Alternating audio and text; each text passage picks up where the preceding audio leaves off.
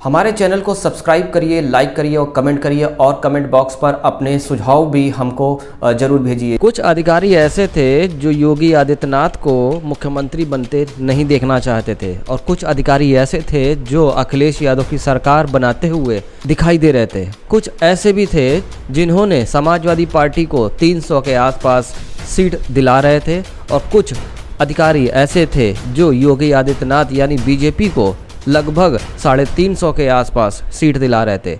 वो क्या हुआ जब योगी आदित्यनाथ ने एक सीनियर आईपीएस अधिकारी के माध्यम से ये जानने की कोशिश करी कि किसकी सरकार उत्तर प्रदेश में बन रही है, लेकिन अब योगी आदित्यनाथ ने ये जान लिया है कि कौन अधिकारी उनके पक्ष में थे और कौन उनके खिलाफ। पूरी बात आपको सिलसिलेवार तरीके से बताएंगे और बड़ा रोचक किस्सा है ये चुनाव हो जाने के बाद आखिर क्या हुआ जब योगी आदित्यनाथ ने उनके ही अपने चहेते यानी काफ़ी खास आईपीएस कैडर का एक अधिकारी से जब उनने ये बात कही। तो नमस्कार, मैं हूं नितिन कुमार और आप देख रहे हैं बहुजन भारत। किस्सा कुछ इस तरीके का है कि चुनाव से पहले योगी आदित्यनाथ ने ये जानने की कोशिश करी थी कि आखिर सूबे में सरकार किसकी बन रही है। वहीं पर इनके खास एक आईपीएस अधिकारी के माध्यम से उन्होंने व्हाट्सएप पर ये जानने की कोशिश करी कि आखिर सरकार उत्तर प्रदेश में किसकी आ रही है।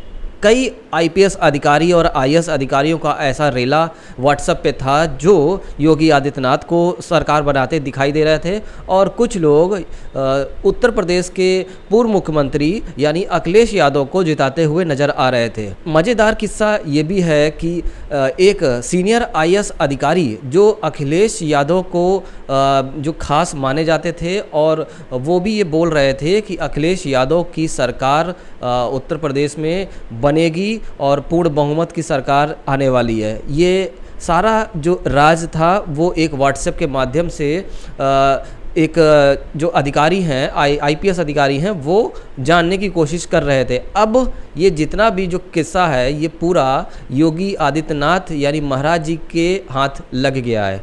अब वो लोग भी सकते में हैं कि जो सूबे में अखिलेश यादव की सरकार बनाते हुए दिखाई दे रहे थे।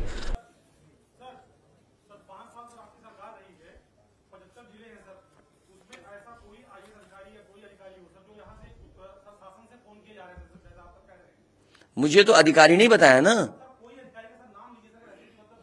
नहीं, मैंने नाम लिया प्रमुख सचिव मुख्यमंत्री का, जिससे मुझे जानकारी मिली। उसका नाम कोई नहीं बता सकता।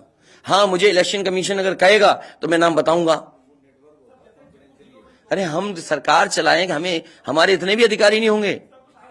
माना जाता है कि जो अधिकारी होते हैं यानी सरकारी अधिकारी होते हैं वो मौसम वैज्ञानिक के तौर पर उनको देखा जाता है, यानी मौसम की जो हवा होती है वो बखूबी भांपते हैं और अच्छी तरीके से वो समझते हैं कि सरकार किसकी आ रही है।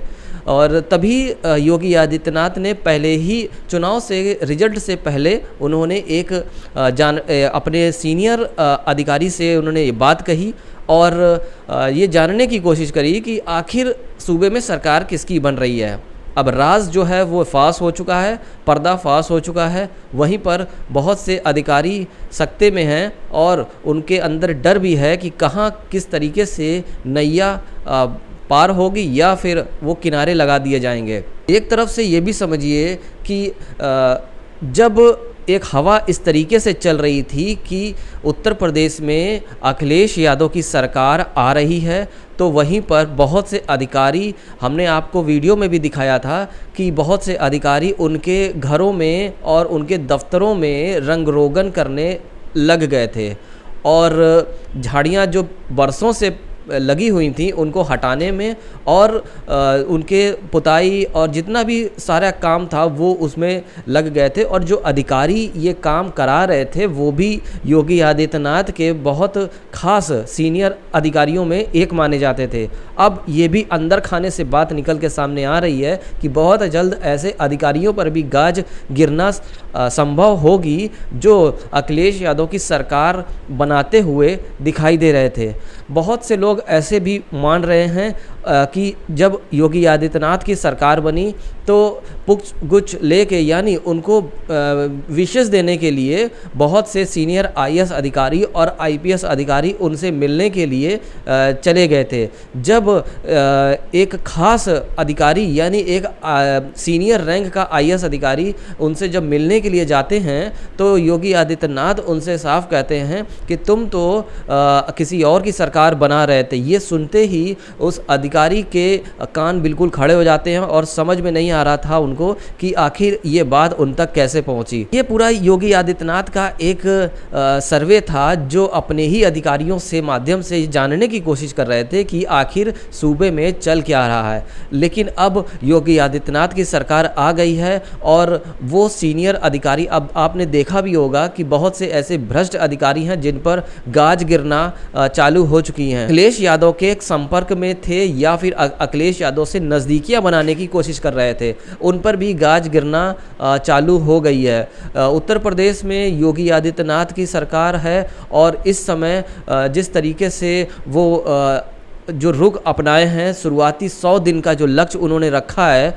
वो काफ़ी बड़ा लक्ष्य भी है और उनको अगर वो आगे कर पाते हैं, चालू रख पाते हैं तो एक बड़ी उपलब्धि के तौर पर उसको माना जा रहा है। फिलहाल आईएएस और आईपीएस रैंक के अधिकारियों पे एक खलबली भी मची हुई है कि जो अधिकारी जिनका नंबर लग गया है तो अब बारी किसकी होगी और किस पर गाज गिरेगी।